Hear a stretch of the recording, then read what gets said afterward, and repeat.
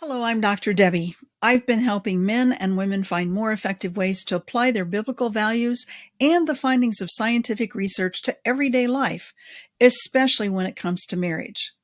You remember the story of Adam and Eve in the Garden of Eden, right?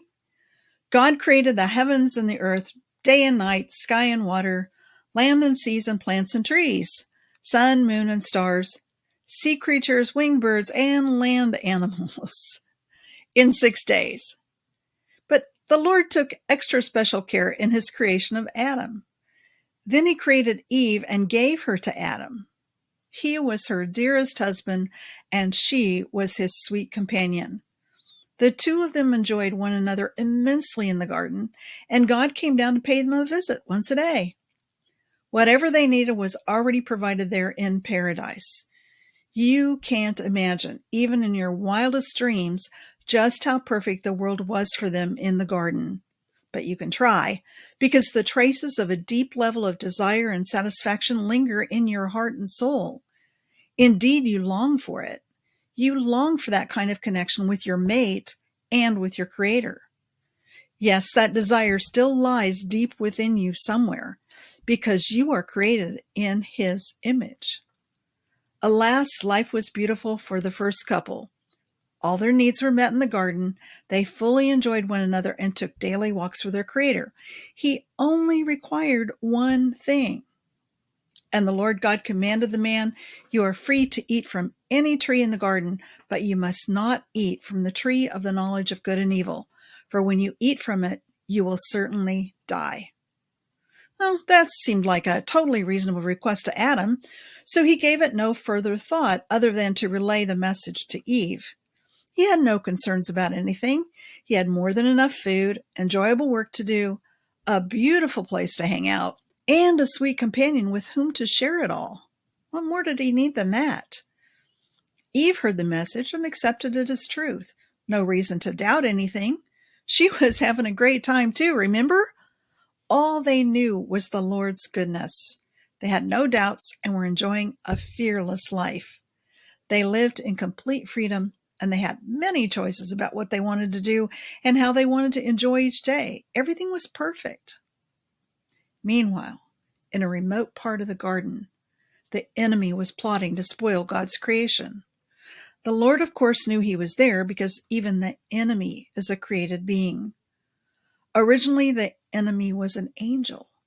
He was so impressed with himself, his own beauty, intelligence, power, and position that he wanted all the glory and honor to go with it. That is, he had enough self-pride to believe he deserved to be God. Cast from heaven due to his arrogance, he lost his identity as morning star and became the adversary, the enemy who seeks his revenge by distorting God's created order. Adam and Eve, however, were unaware of his presence. So one day the two of them were strolling through paradise when they encountered the crafty serpent, who struck up a conversation with Eve. The enemy knew that the primacy of her emotions would make her an easier target than Adam. He said to the woman, "Did God really say you must not eat from any tree in the garden?" As it turned out, he was right about her. Eve was an easy mark. She replied that God had said they could eat the fruit from any tree except the one in the middle of the garden. She went a little further and said that if they even touched the tree, they would die, which, by the way, God did not say. But the serpent clearly had her attention. "You certainly will not die," the serpent said to the woman, "for God knows that when you eat from it, your eyes will be opened and you'll be like God, knowing good and evil." Eve's emotions kicked into overdrive. She got more than a little anxious about the perceived quality of the life she was living. She began to doubt the goodness of God and his provision. And rather than following her husband's original directive, the one he received from God, she gave her attention to the serpent instead. The evidence was right there in front of her, and she reasons, "Well, the fruit of the tree does look good, like really good. Could it be that God is holding out on us? What if that stuff the Lord told Adam about that delicious-looking fruit isn't actually true? Is God denying us good things? Is he refusing to make us fully aware of all that we might become? Is he refusing us all we could enjoy, all that we deserve? Life seems good, that's true, but what if we could have more? What if we could be more? What if we could be like God? She evidently forgot that they were already like God, or did she miss that part of the beginning? So God created man in his own image. In the image of God, he created them. Male and female, he created them. Yes, she reasoned, the serpent must be right. She could see it with her own eyes. So she ignored Adam. She didn't even ask for his input, and she took matters into her own hands. She fell for the lie, took a bite of that fruit, and then gave it to her husband who was right there with her. Ignoring God's authority, Adam chose to please his wife. He listened to Eve's reasoning. He yielded his authority as husband and decided to follow his wife's lead instead. He reached out and took the fruit into his own hand, and without so much as a moment's hesitation, without questioning his wife's leadership, without claiming his dominion over the serpent, or most importantly, checking in with his creator, Adam took a bite too. Then all hell broke loose, so to speak. Suddenly, Adam and Eve realized they were naked. They were hit hard, broadsided by painful emotions they were never meant to experience. Their shame was immediate and intense. They both felt an overwhelming and unfamiliar need, the need to cover themselves. So they quickly sewed some leaves together to make clothes, and they hid from their Creator. But not for long, because God called out to Adam, "Where are you?" As you listen to this story, where do you think Adam went wrong? Knowing what you know now about the consequences of Adam's behavior, how do you think he could have handled the situation better? That is, how could he have gotten a different outcome? Here are your choices. Number 1, nothing. He did what any man, including myself, would have done under the circumstances. Number 2, he should have told Eve not to eat the fruit. Number 3, he should have told Eve not to talk to the snake. Number 4, he should have refused to eat the fruit himself. Number 5, he should have called out to God for help. Number 6, all of the above, or number 7, none of the above. You're probably more like Adam than you realize, mesmerized by your wife and unable to resist her. She leads you around, tells you what to do, and you do it.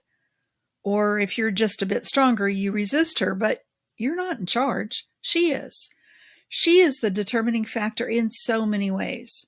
Her behavior determines yours, like Adam.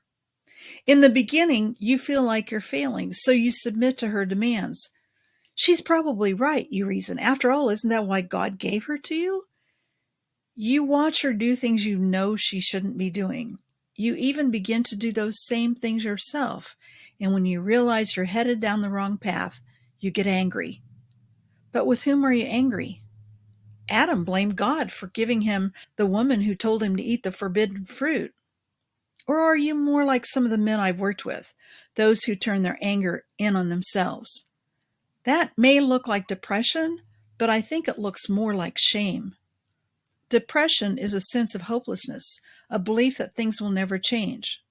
Shame is worse, much worse. It's that voice inside your head that reminds you of all your personal shortcomings, and it lies to you about your ability to be transformed. I hate it when that happens. It's happened to me so many times. Don't believe those lies. That's evil's only tactic. From the beginning, when the serpent first showed up in the garden, to this very moment, while you're having private conversations with yourself. Victims blame others. Adam blamed Eve for giving him the fruit. Adam even blamed God for giving him Eve. So ultimately, none of this possibly could have been his fault. Another lie. Villains make others small. Commanding Eve to refuse the fruit or to ignore the snake actually makes Adam the villain. Forgetting that she is his helpmate, He's implying that he's been given dominion over her and that she must follow his every direction. Another lie. They're partners. Heroes, on the other hand, face the challenges set before them. It's a matter of identity. Adam was created in the image of God and given dominion over the earth, all the creatures and plants to subdue them. You know that's who God created you to be, too. So what would you do differently today, in your current circumstances, than what Adam did in his circumstances? What are your options? Let's talk. Remember, I'm here to help.